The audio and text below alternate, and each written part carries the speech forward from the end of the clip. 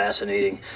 You mentioned the Nemesis star, and I used to look at this a long time ago when I first started doing the show, the possibility of a rogue planet or Planet X, and many people have warned that, this thing was going to come and go many times over. What is your understanding of Nemesis or Planet X?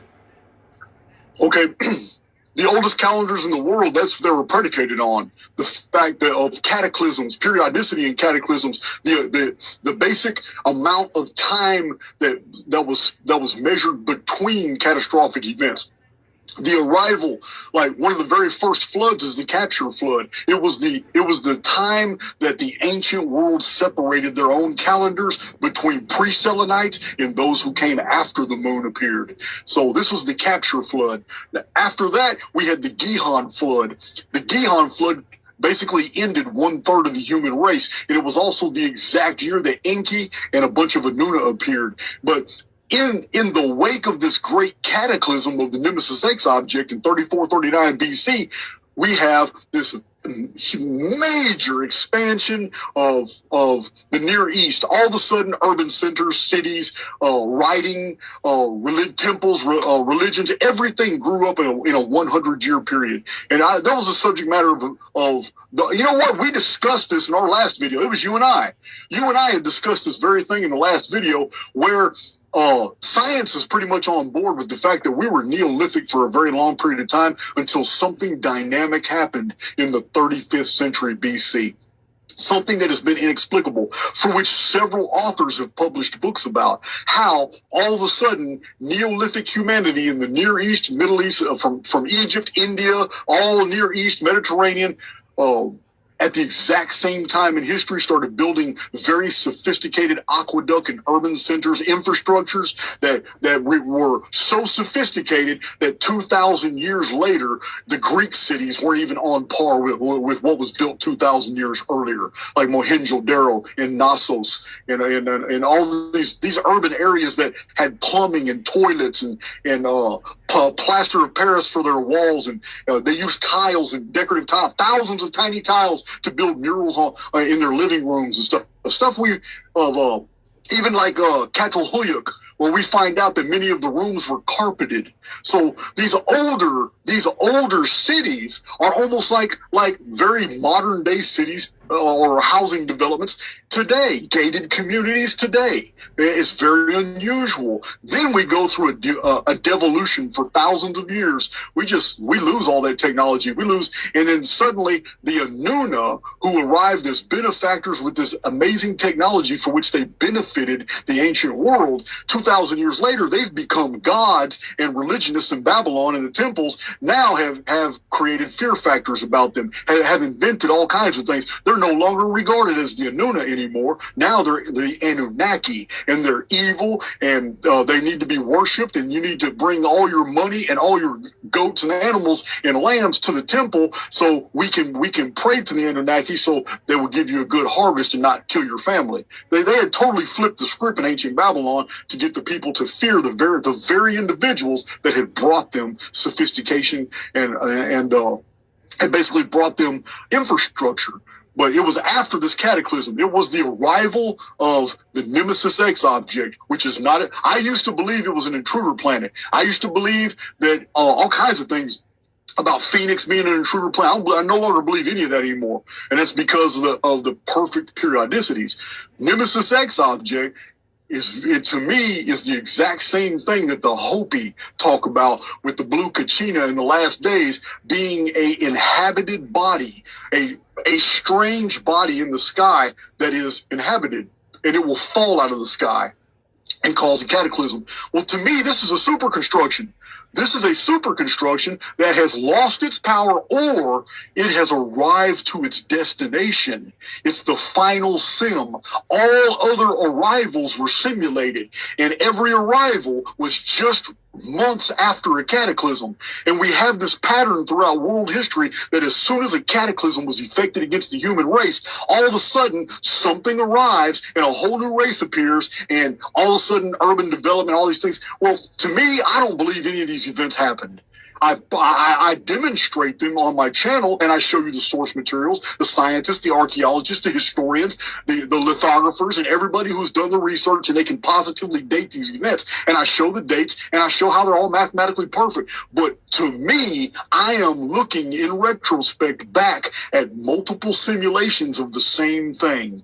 A cataclysm on Earth, something terrible happened here, and months later, weeks later, after all the fallout was over, a super construction arrives and unloads all the people that were on board, and they have all their infrastructure, science, they got everything, and they do the same thing. And the pattern is the same every time. So do I believe that 7 to 9 times in the ancient world that we had the arrival of the super construction that unleashed a whole new race that brought? No, I don't believe any of that. I believe it happened one time, but the linear projection of history that we have been given is actually a construct of basically multiple sims that have been sewn together. We are learning something. We have landed here on Earth multiple times, and for whatever reason, every time in the past, whatever we tried to do failed. And this is multiple sims. The final sim is 2046. The final landing is 2046.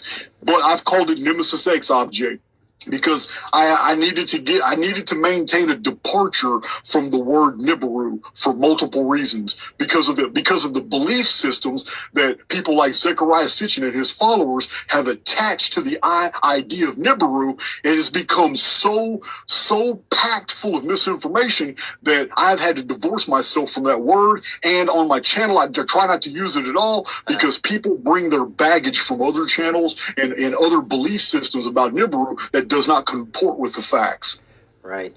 Yeah, I want to talk about your understanding of the Anunnaki. You talked a little bit about these entities. Do you think that these are actual, just advanced humans, or us from a different simulation, or outside of the simulation? What is your understanding of who these beings are? Okay, first of all, Anunnaki is purely a Babylonian invention. It's based off a historical fact from over 15 centuries earlier, and that is the arrival of the Anuna. So Anuna and Anunnaki, they're interchangeable as far as context, going by ancient history, actual personalities, but the ideas attached to each group are fundamentally different.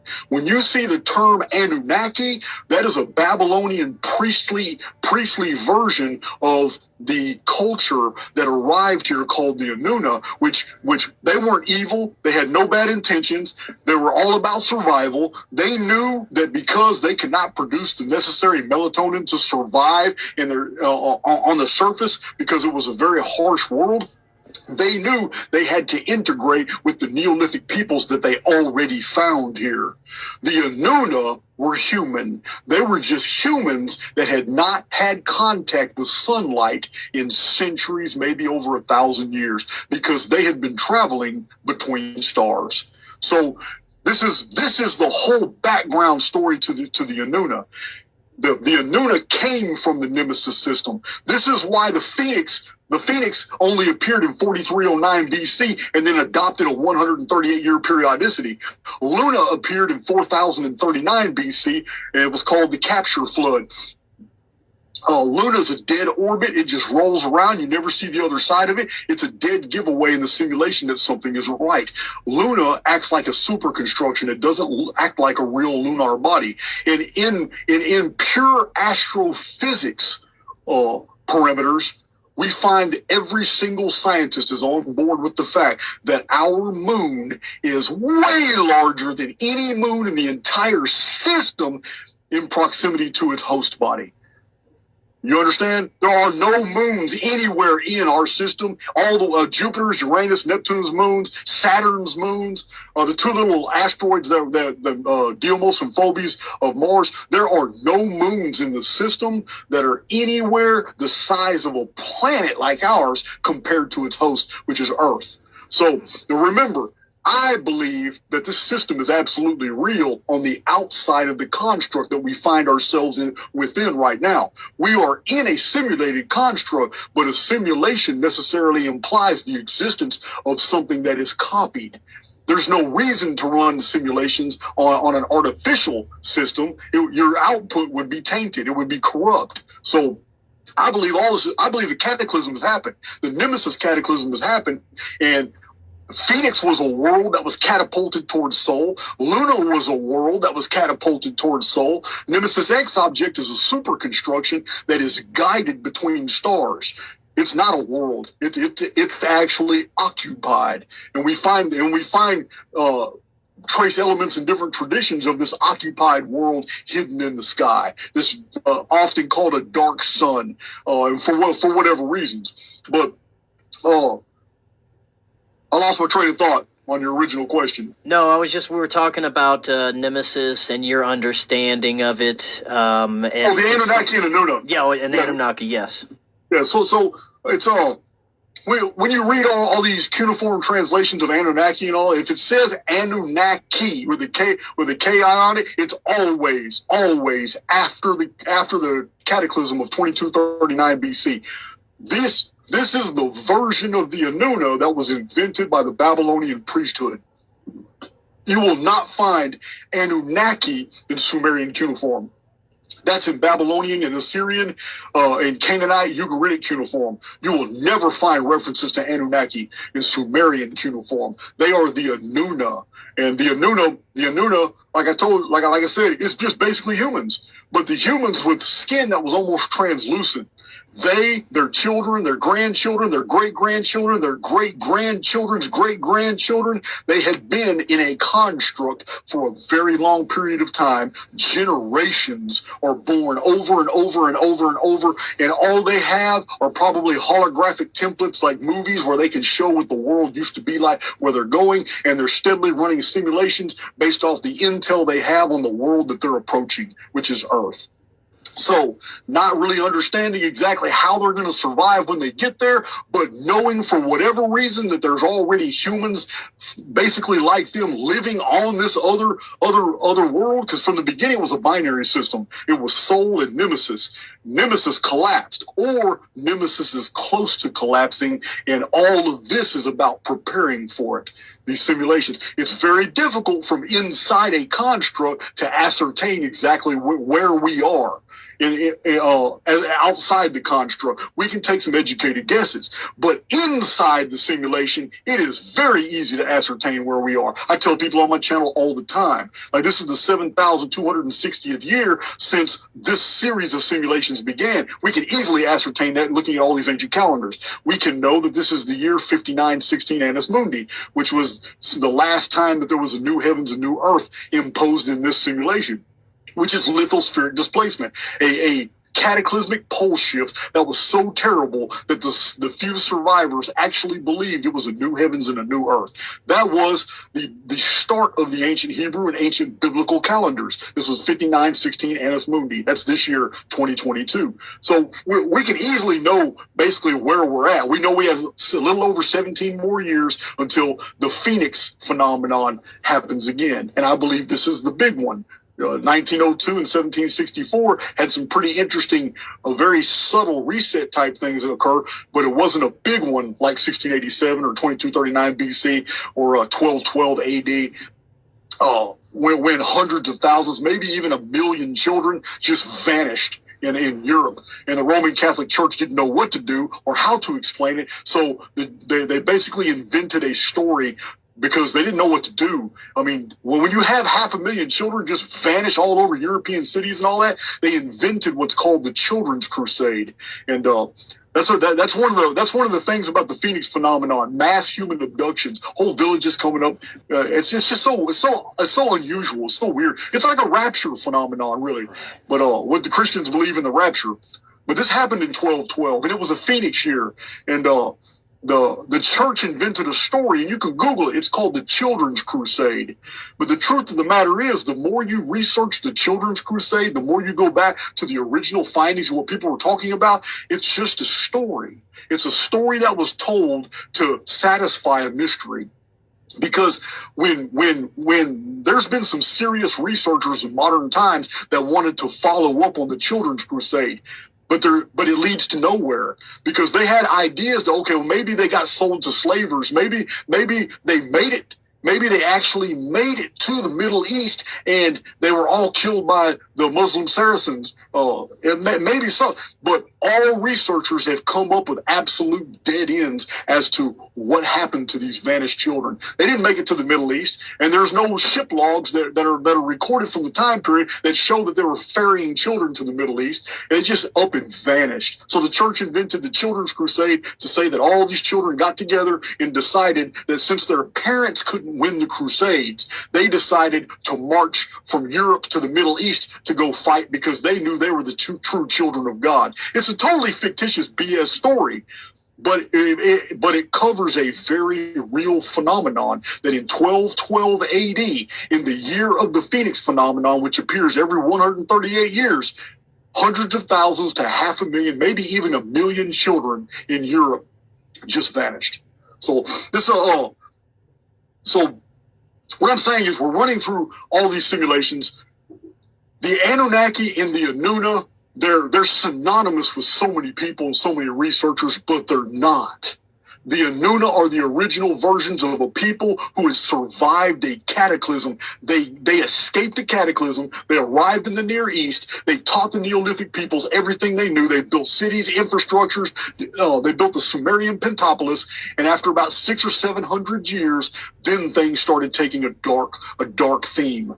This dark theme, you entered it. In the Vedic histories, we entered the Black Age called the Kali Yuga Age, 600 years before the Great Flood, the collapse of the vapor canopy, the day the sky fell.